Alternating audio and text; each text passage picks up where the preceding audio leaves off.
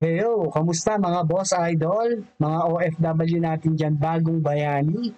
Mag-ingat po kayo, saan man kayong naroroong paraiso or lugar. Ito po, panonoorin natin yung part 2 ni Halimuyak ni Tita, no? Ito yung video ni Miss Midnight Files story. Halina't umpisahan nating panoorin 'to kasi medyo nabitin tayo dun sa unang palabas kay Halimuyak ni Tita, 'no? Ito part 2 na. So, yung part 1 kung paano siya gumapang or dumiskarte para matikpan niya si tita niya. Ito naman part 2, 'no, kasi may nangyari na sa kanila. So, humihirit na naman siya ng pangalawang pagkakataon. So, pakinggan po natin at panoorin natin 'tong videos, 'no?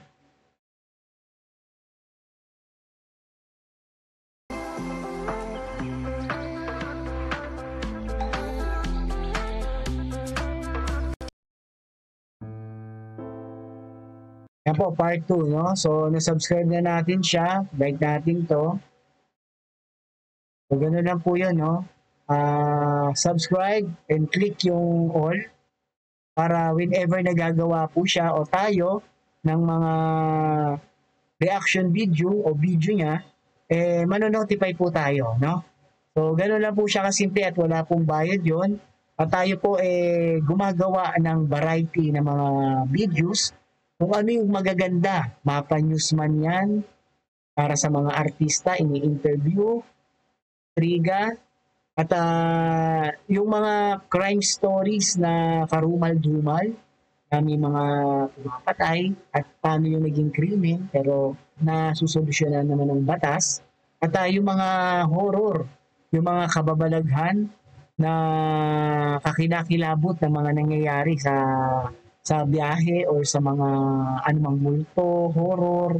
No? So ngayon ito, inumpisahan natin yung Halimuyak ni Tita, yung part 1. Ito ngayon yung part 2. At meron din tayong iba na kagaya kay Miss Calye. So fantasy rin yun kagaya nito.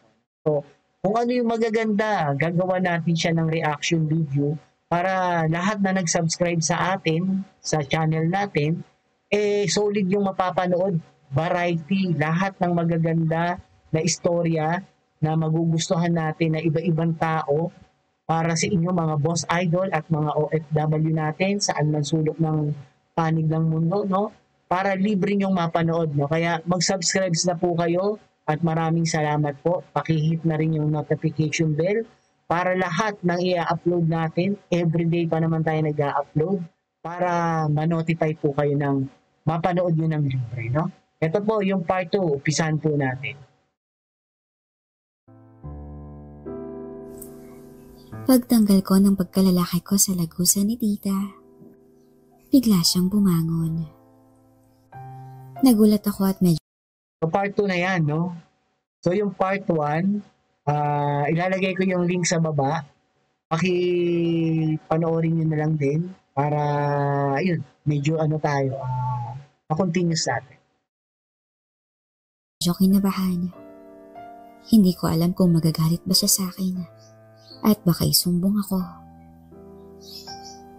Pero alam ko sa sarili ko na ginusto niya rin to.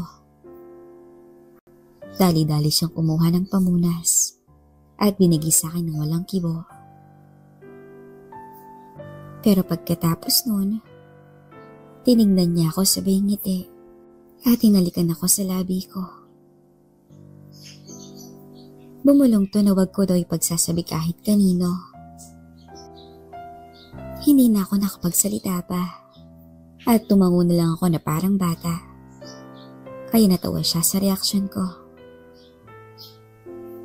Sige na, lumabas ka na. Matulog ka na sa kwarto mo.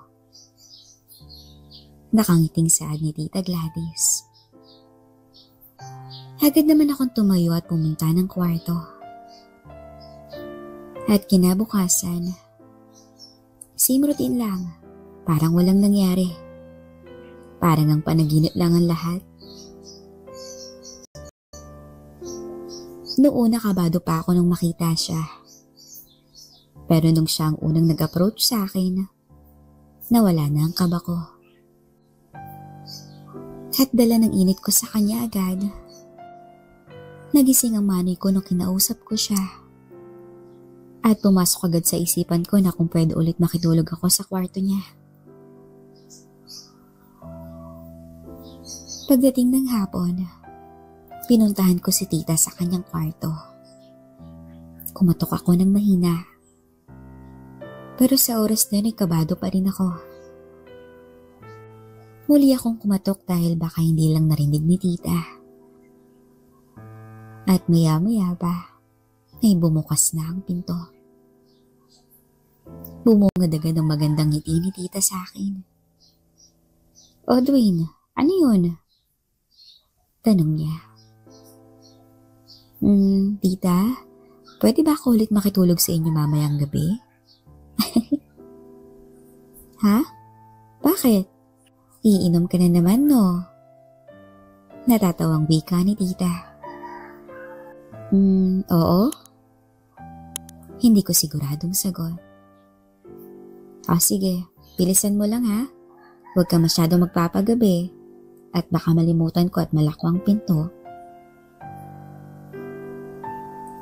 At biglang umangat ang init sa katawan ko. "Sige po, tita. Maraming salamat po." Sabay alis. At dahil wala namang inom, tumambay na lang ako sa labas at naghintay na mag-alas 10 ng gabi. Dahil tulog na ang mga tao sa oras na yun. At nang mag-alas 10 na, agad na akong umuwi ng bahay. Mabilis akong nagtungo sa kwarto ni tita. At mabuti na lang at hindi niya nailakto. Ganon pa din ang sitwasyon, katulad ng una. Mabango ang kwarto, dim light, at nakakainit ang pantulog niya. Oo, tulog na nga siya. Pero sa isipan ko, ay nagtutulog-tulugan lang si tita. At tinabihan ko na nga siya habang naka-side position siya. Pumasok na naman ang halimuyak ni tita sa aking ilong. Kung kaya naman agad ko itong ninamnam. Nilapitan ko siya at hinagkan. Mas lalo ko tuloy naaamoy ang kanyang buhok, pati ang katawan niya. Marahan kong dinampi ang pagkalalaki ko sa likuran ni tita. Hanggang sa naglakbay na ang mga kamay ko, patungo sa kanyang hinaharap at ibaba. Marahan lang at baka magising si tita. Hanggang sa maya-maya lang, nagulat ako nang biglang may humawak sa aking pagkalalaki. Biglang nanlamig ang mga paa ko at hindi makagalaw. Biglang humarap si Tita Gladys sa akin at bigla akong hinalikan. Mariin at hayok na hayok. First time kong makipaghalikan ng ganun. Ginaya ko na lang kung anong ginagawa niya. At nang kumalas, ay nagkatitigan kami. Mainit ang mga titig sa akin ni tita. Nakapungay ang mga mata nito na parang inaakit ako. Kung kaya naman hindi na ako nag-aksaya pa ng oras, sinunggaban ko na agad ang kanyang hinaharap patungo sa kanyang ibaba. Napahawak na lamang si tita sa buhok ko nang makarating ako sa kanyang lagusan. At dahil wala pa akong karanasan, ay ginaya ko na lang ang mga napapanood ko. Tinig ko naman ang mga paghalinghing ni tita. At nang hindi na siya makatiis, bigla niya akong hinila at nagpantay ang mga mukha namin. At bigla niya akong sinunggaban ng halik. Sige, pasukin mo na si tita. Bulong niya sa akin. Ngayon ako na mismo ang pumasok sa kanyang pagkababae na walang tulong galing sa kanya. At doon na nagsimula ang mainit ng mga tagpo. Mabilis ang aking pag-ulos. Sagot nito ang malakas na halinghing ni tita. Hanggang sa maabot na namin pareho ang rurok ng tagumpay. Pareho kaming hingala. At nang makapagpahinga na ng kaunti, ay biglang naglakbay ang mga kamay ni tita patungo sa aking ibaba. Dwayne, ako naman. Nakangiting saad sa akin ni tita habang sinusunggaban ang aking pagkalalaki. Hindi ko maipaliwanag ang nararamdaman ko sa mga oras na yun. Ang tanging alam ko ay para akong nasa langit dahil sa sarap na nararamdaman. At ilang sandali pa, naabot ko na ang sukdulan. At lahat ng nailabas ko ay buong tinanggap ni tita. Hindi lang natapos sa ganun ang gabing yon. Halos magdamag kami nagpaligaya ni Tita Gladys. At kinabukasan ay hindi mawala-wala ang mga ngiti sa aking muka. Akala ko'y panaginip lang ang lahat. Pero nang tignan ko ang aking cellphone, doon ko na-confirm na totoo pala. Meron kasing binigay sa akin si Tita Gladys na number. At bago ako matulog kagabi, tinext ko pa siya. Good night, tita. Sobrang sarap ng pinaranas mo sa akin. Hindi ko to makakalimutan. Mabuti naman at masaya ka, Dwayne. Basta wag mo lang ipagsasabi kahit kanino, ha? At baka pareho pa tayong mayari. Reply ni tita sa akin. Sige po, tita. Wala pong makakaalam nito. Pangako.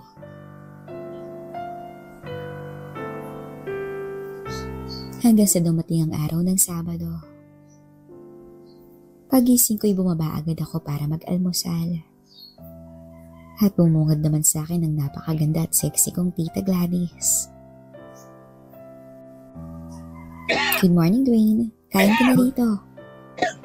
Sabay kindat sa akin. Bigla naman akong kinilig sa ginawa ni tita at sinaluhan ko na siyang mag-almusal. Dalawa pa lang kaming nasa ibaba ng oras na yun. Tulog pa kasi ang mga kasamahan namin sa bahay.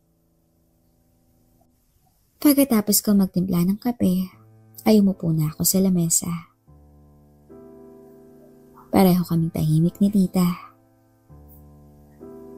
Pero maya-maya lang, ay may bigla akong naramdaman sa ilalim ko. Yung paa ni tita ay marahan na naglalakbay sa aking ibaba.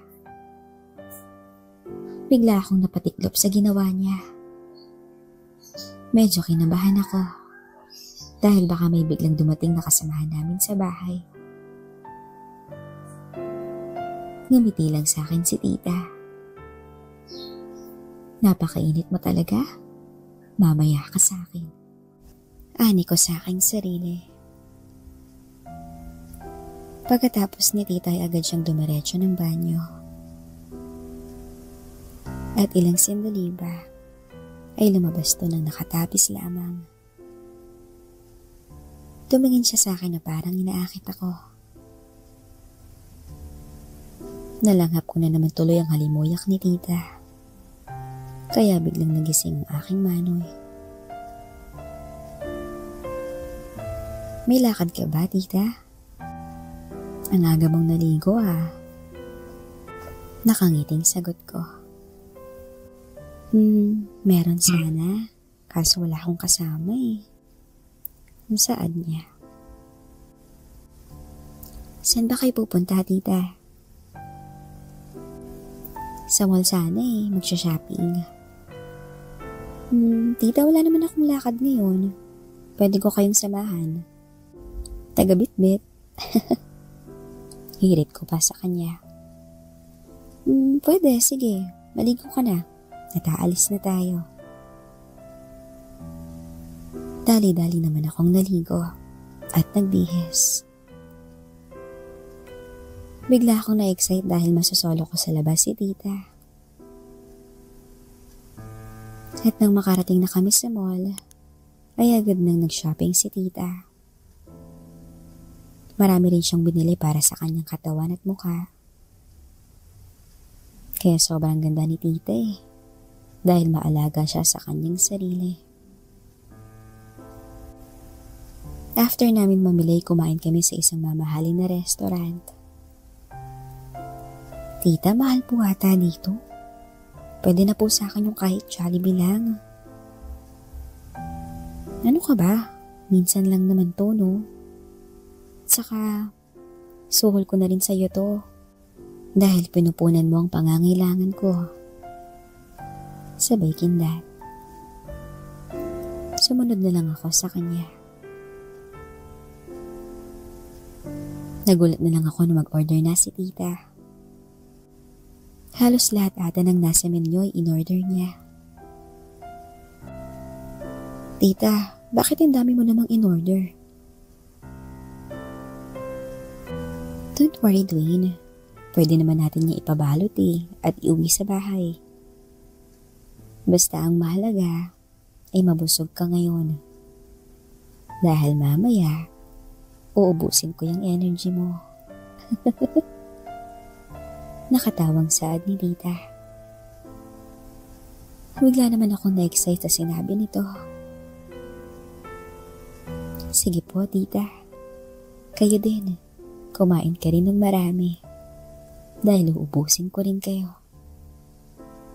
Pabiro kong saad. At tumawa lang ng malakas si tita. Nang matapos na kaming kumain, ay agad na nagpara ng taxi si tita. Uwi na po tayo, tita.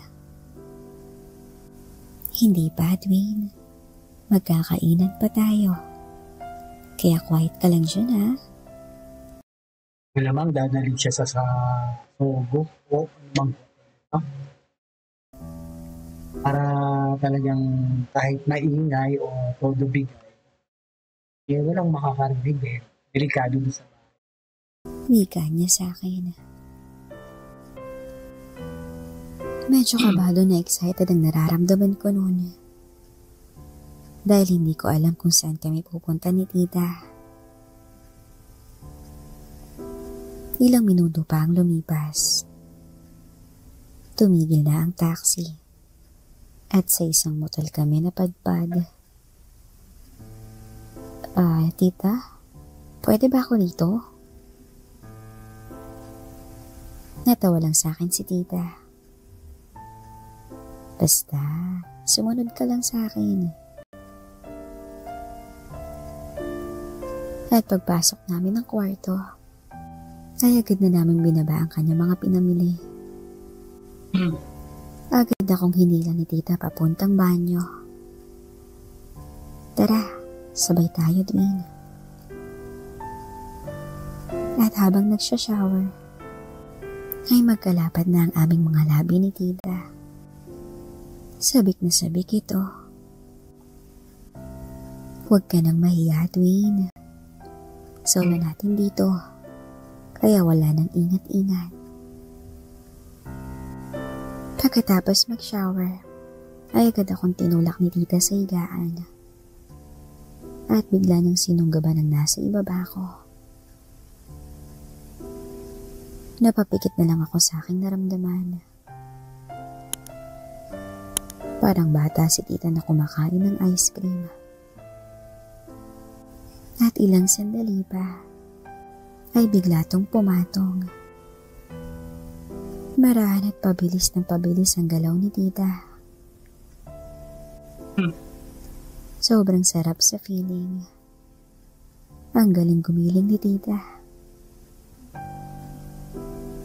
Hanggang sa ilang sandali pa, ay naabot na namin ang suklulan. Pagkatapos nun, ay hindi kami tumigil hanggang hindi kami nauubusan ng lakas. At maggagabi na nang makauwi kami ng bahay. Paghiga ko'y ramdam ko ang pagod. Pero sulit naman dahil naangkin ko ng buo si Tita Gladys. At nakaranas ako makapunta sa mga ganong lugar. At dahil yan sa maganda at sexy kong si Tita. Pagkatapos noon, ay halos gabi-gabi na namin ginagawa ang mga bawal na sandali ni Tita. Sa text na lang kami nag-uusap kung pwede ko na siyang pasukin sa kanyang kwarto. Natigil lang to na magkolehiyo na ako. Sa Manila kasi ako nag-aral at nag-dorm. Nawalan na rin ako ng kontak kay Tita. Dahil dumating na rin si Tito Rafael at bumukod na sila dahil nakabili na sila ng sariling bahay. At doon na nagtapos ang bawal na sandali namin ni Tita Gladys. Thank you po. Hello mga loves ko. Shoutout nga pala kay Ryan Costales 5148, kay Melbolly 4801. Okay, shout out sa mga sinasabi ni is Midnight Files. Okay, yung mga story nire-research niya or binibigay sa kanya na tayo naman ginagawa natin na reaction video. Grabe, no? Maraming ganyan pagkakataon, no? Lalo na kung ang tita mo at tayo pamangkin, hindi nagkakalayo halos ng edad or malayo man konti lang. No? At saka, ang sarap na ito, niluluto na ito, naluto na mula nung part 1, naghihiwa-hiwa lang siya. Itong part 2 naluto na, no? So, ewan ko lang kung may part 3 pa to, no? So, abangan natin. Ngayon lang po, mga boss idol, mga ka-OFW natin dyan, sana nag-enjoy po kayo dahil ako nag-enjoy sa pinanood natin. At sana po makapag-subscribe kayo kasi magagandang ganito o lahat ng mga kung balita man yan, kung ano yung the best, kung ano yung maganda, yun yung i-reaction natin. Yung mga horror, yung mga crime stories, kung ano yung maganda, yun ang i-react natin at gagawa natin ng video, no? At yung mga ganitong fantasy, kung ano yung magandang story na talagang tatablan tayo para mabuhay ang ating energy. So, bibigyan din natin ng reaction video. Kaya dapat, mag-subscribe na po kayo, pakihit yung notification bell, para araw-araw po kasi tayo mag-upload. Araw-araw may papasok sa'yo na libre mong mapapanood na tiyak maganda, no? So, yun lang po at maraming salamat po sa inyo. Palaging sinasabi ko ni Tio Paeng, life is short, be happy, and world peace. Salamat po sa panonood.